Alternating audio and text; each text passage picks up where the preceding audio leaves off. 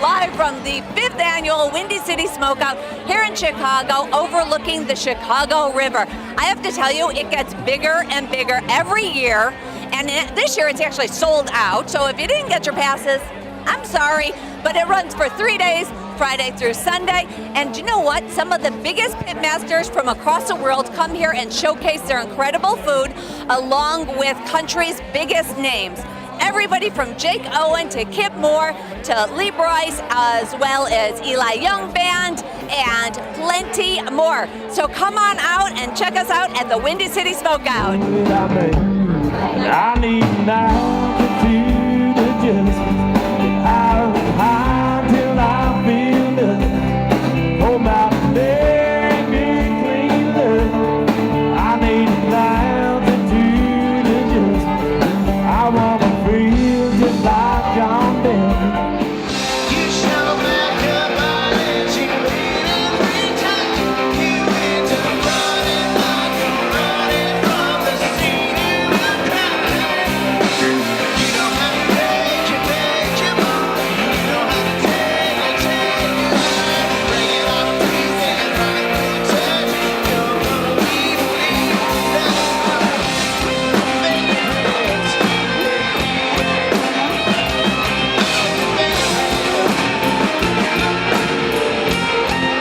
Hey guys, we are backstage with one of country's biggest bands, and I'm talking about the Eli Young Band. Say hi, guys. Hey guys. We had the best time watching your show. You know, normally we do the interviews before, but we got a chance to watch it today afterwards, and how did it feel? It felt really good. You know, we've been playing Chicago for a long time, and we've actually built our fan base in Chicago literally one fan at a time. And so it was kind of one of those things that we played down in Texas, and we kind of started playing Chicago long before we were really playing anywhere else other than Texas. And so Joe's been really good to us, and so it felt really good. You know, I got to tell you, sold out crowd tonight, and they all came out early to check you guys out. I got to say that, right? Well, it was really great that they were there. Yeah. So let's talk about how you guys got started. You got started and you met in college, right? And who decided that you wanted to put a band together? I mean, we were all musicians. I think that we started college. We had talked to our parents always said, like, you've got to get your degree. And then after that, do whatever you want, because you can't move back in. And so, that was just the thing. We needed some kind of outlet to get that out, and that's how we found each other. So do you guys remember the first gig that you ever did? Yes, we played 4 songs. James and I were playing kind of acoustic for about a couple hours, and then John and Chris jumped on stage for about 4 songs in the middle of that acoustic set. And the stage was like shipping pallets, and so you had to like carry in your own, pallet to build the stage. So you had to get to the gig a little early to kind of build your own deal. So Wow. long way from there, but I was just gonna say, and then you opened for Miranda Lambert, right? In 2005, right? yeah, it was a few years later. Okay. We had been we were playing for a little bit. 15. Right. Yeah. So, but we had gotten to know Miranda and a lot of the Texas artists. We were all playing these open mic nights and these honky tonks, and so we had gotten to know Miranda.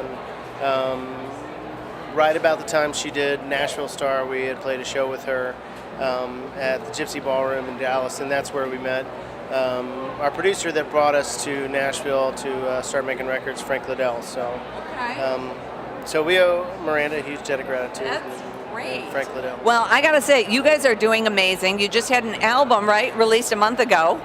And okay, let's just say that it went to number one, and I read that it went to number 1 like the first day it was released. What's that about? Yeah, we've been really lucky. I think we've been making music for a long time, and this record was one of those records that was all passion.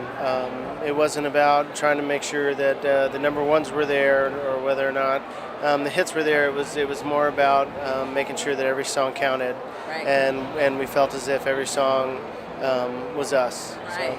Well, you did it. Trust me, you did it. And if you haven't picked up the album yet or downloaded it to your playlist, you need to, definitely, okay? So guys, when you have some free time, what are some of the things you like to do? We're all over the board. I just actually got back from California. I was Yeah. hiking through the redwoods in Northern California for the past few Yeah. days, so I feel like I just seriously came off the mountain and flew to Chicago. So it's a Right. total change of pace from like being in the middle of nowhere to the middle of Chicago Right. in front of this many people. Right? I feel like Bigfoot being seen for the first time in a while, but I think we all kind of scatter around. We love the ocean. We had a song called Saltwater Gospel that was the lead single off of this new album called Fingerprints.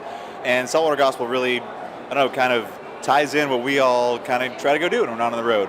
Just try to get away, separate, and just kind of find our center again. Right, which is so important in this business, don't you think? It is, and Yeah. we're a bit older now. We started in college, and in some ways we have not grown up at all, which is strange. But in other ways, like we've started families, and it's a different kind of a vibe on the road. So there's a lot more to consider now that we've got families. I think that's great. So I have a funny question. So do you remember the last thing you Googled? Now, can you say it on air? I love asking. I Googled where to find shoes. We flew in today, and I just showed up with some flip-flops and just totally forgot about boots or whatnot. And so I'm walking around Chicago, this morning. Just Did you get a pair? yeah, Oh, those are nice. Oh, we got to check out those shoes. stuff on them. Yeah, I love them. I love them. As opposed to mine.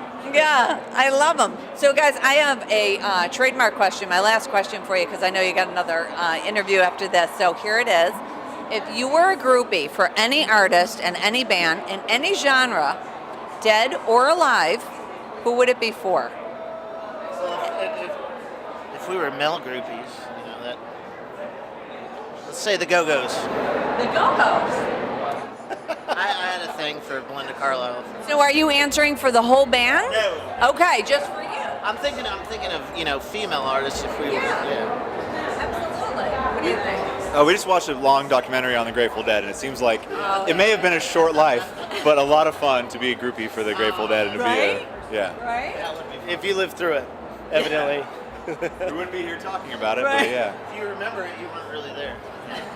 Who do you think? Well, I'm a big fan of Springsteen, so Yeah. as far as a big fan Yeah. and following somebody around. Right. Back Now, can you be on stage for 5 hours like Springsteen? I might be really drunk, but Right. And who do you think? I would say Tom Petty for sure. And then I'd be like, hey Tom, I've been a roadie for you for so long. Like, get my band to open for you, and it'd work out. I love that. You can put a plug in, right? That's great. Well, guys, we have had an incredible time. Thank you so much. I've been living like a wild old Mustang out in Montana fields. Might have earned me a bad reputation. Never stop these wheels from going and rolling too far, running and gunning a little too hard. So untrained, so untamed. So God made girls like you, made guys like me. When we reach for the brightest star, set it on a ring, put it on your head, grab a piece of land, raise a view. What? More girls like you, yeah, baby. Hey, guys, we have had an incredible time here at the 5th annual Windy City Smokeout in Chicago. For all this information and more, just go to frontrowphyllis.com.